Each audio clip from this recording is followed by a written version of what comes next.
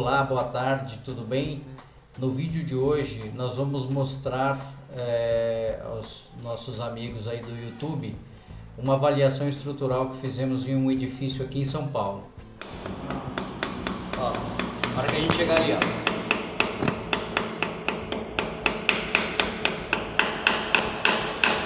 Vendo aqui, ó? Então aqui a gente já tem um ponto que está oxidando, entendeu? Aí o que ele faz? Ele começa a empurrar o concreto para fora. Aqui a gente está falando do estribo. Aparentemente, nesse pilar aqui não perdeu seção, tá vendo? A gente consegue ainda ver aquele escorrugado da armadura, apesar de ter rompido aqui já o estribo. Mas esse ponto aqui tá oco.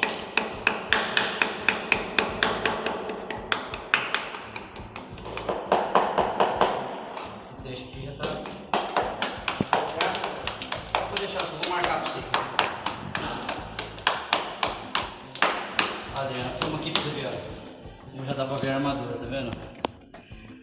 Então o que aconteceu com esse concreto aqui? Ele carbonatou.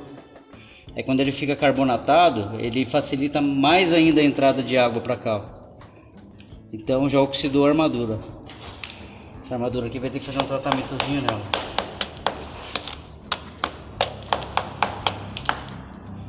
Então esse trecho aqui tá todo comprometido, ó.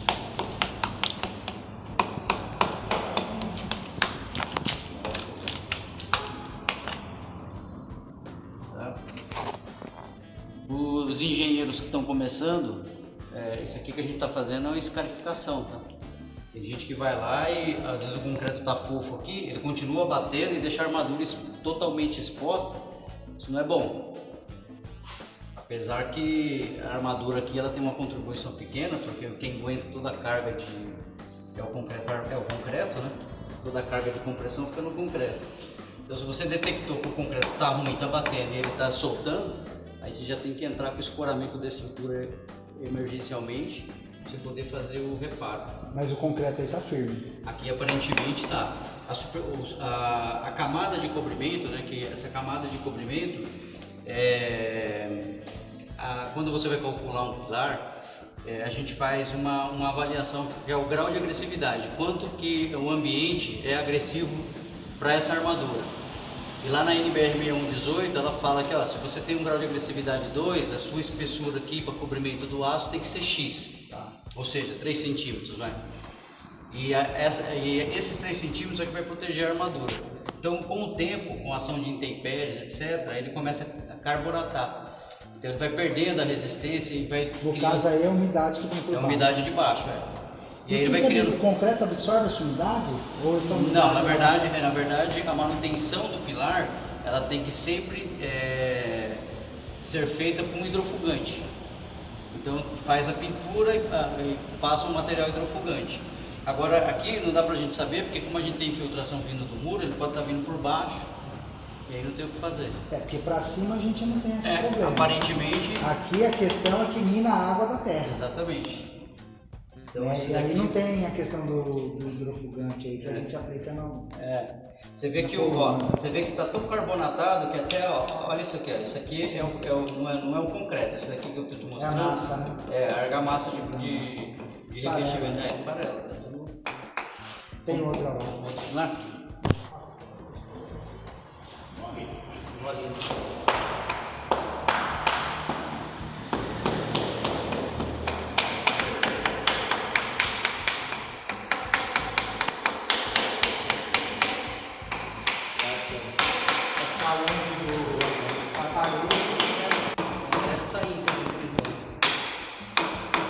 Esse aqui não perdeu seção. Dá uma olhada no massa aqui, ó. Dá uma olhada no massa. Ó. Tá inteiro. Não, aqui, ó. Ah não, esse perdeu. Perdeu e olha o que ele já fez aqui. Ele já fez uma curva, quer dizer, a carga tá chegando nele e ele já não tá sustentando.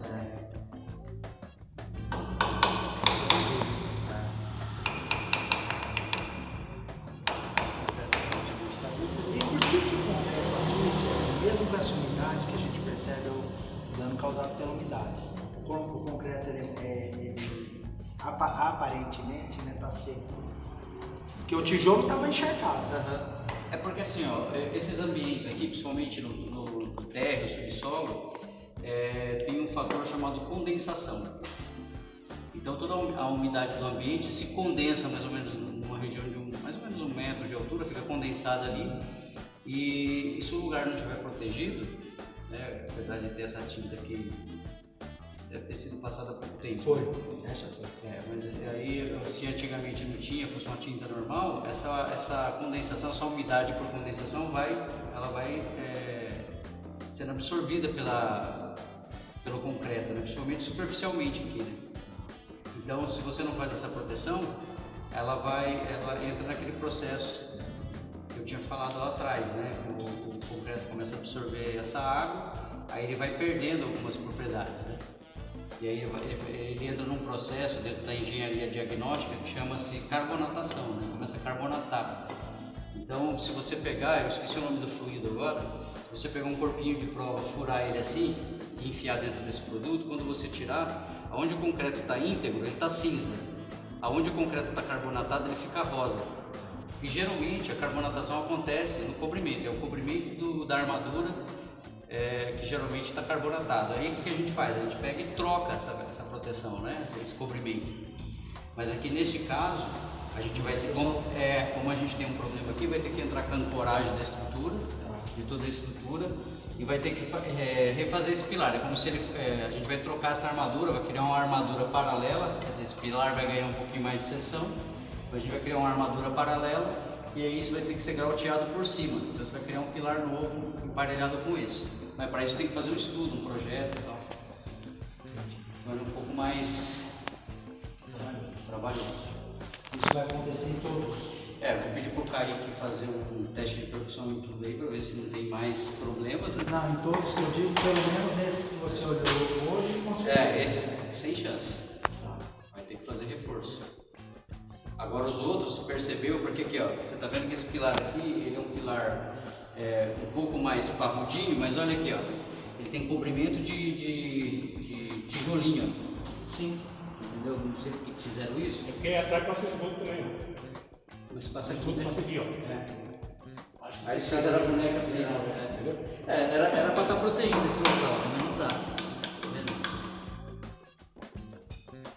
Então é isso, meu amigo. Vamos fazer esse projetinho de reforço. Verificar se não tem mais pilar com problema. Vamos olhar agora, né? Se não tem mais pilar com problema. Se não tiver, esses 3 pilares têm que ser reforçados. Tá?